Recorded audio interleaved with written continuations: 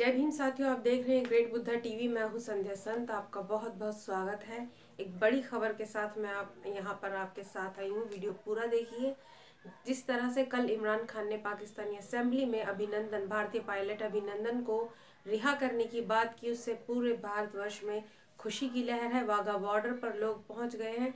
अभिनंदन के माता पिता, उनके परिवार वाघा बॉर्डर पर पहुंच गया है और वहां पर उनके भव्य स्वागत की तैयारी की जा रही है।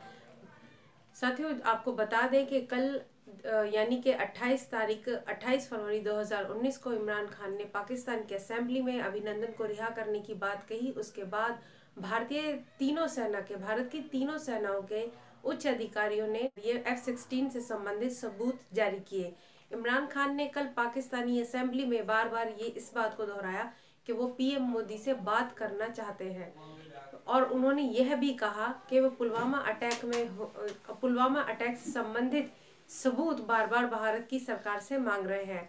कल इमरान खान के पास पुलवामा अटैक से संबंधित सबूत भेजे गए। हालांकि उन्होंने जब तक असेंबली में उन्होंने अपना ये बयान दिया, असेंबली में अपना उन्होंने ये फैसला लिया, इसके बारे में सबूतों के बारे में उन्होंने कोई जिक्र नहीं किया था। लेकिन भारतीय मीडिया पर अनाप शनाप खबरें जो है चलाई जाने लगी।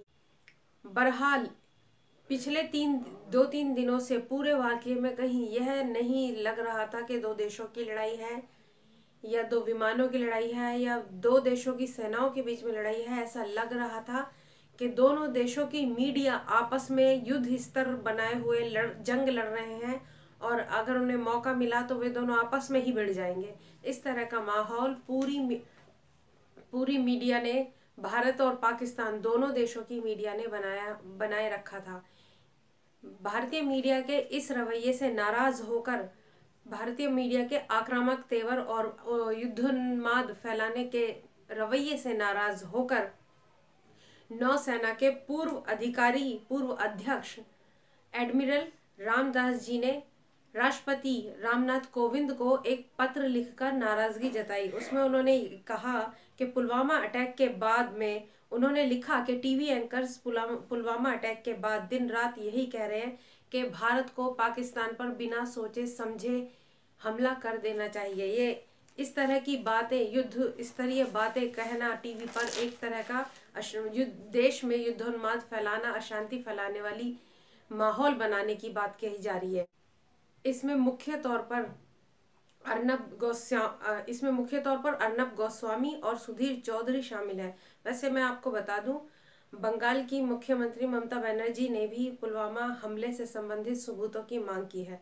बहरहाल भारतीय वायुसेना के पायलट अभिनंदन को आज रिहा किया जा रहा है। बहुत खुशी की खबर है।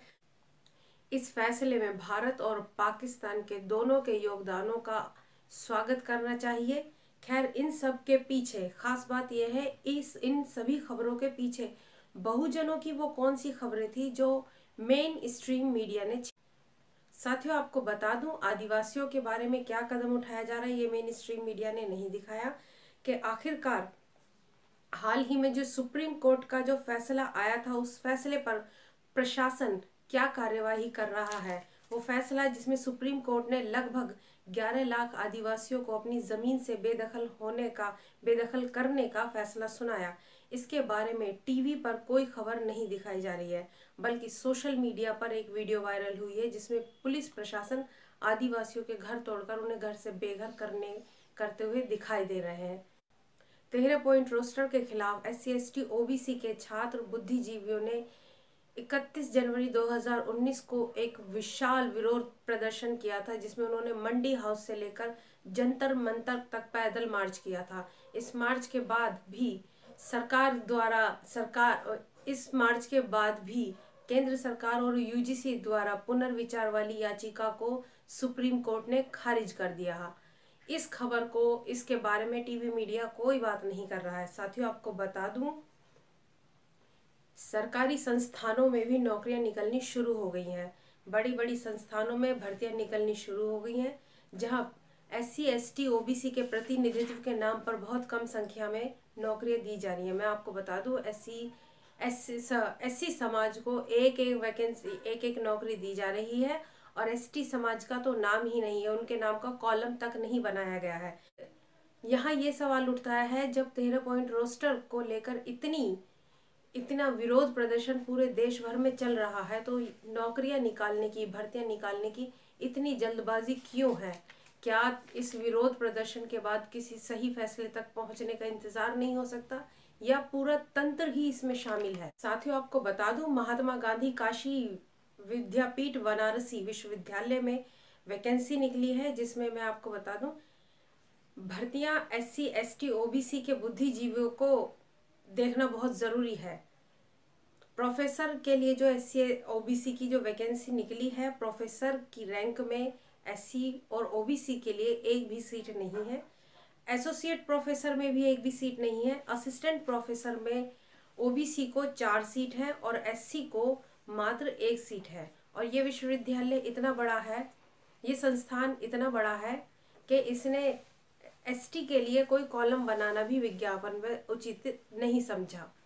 साथियों, मैं आपको बता दूं, जो सैलरी पैकेज होगा प्रोफेसर का होगा 1,40,200 रुपये, और एसोसिएट प्रोफेसर की जो सैलरी होगी वो 1,31,400 रुपये, और प्रोफेसर की जो सैलरी होगी वो 57,700 रुपये होगा। और ST के लिए यहाँ पे एक कॉलम ही नहीं है। सवाल ये उठता है कि अगर प्रतिनिधित्व की बात की जाती है, क्या इस संस्थान में 4 OBC के कैंडिडेट अपना प्रतिनिधित्व साबित कर पाते हैं? क्या एक SC का कैंडिडेट अपना प्रतिनिधित्व साबित कर पाता है?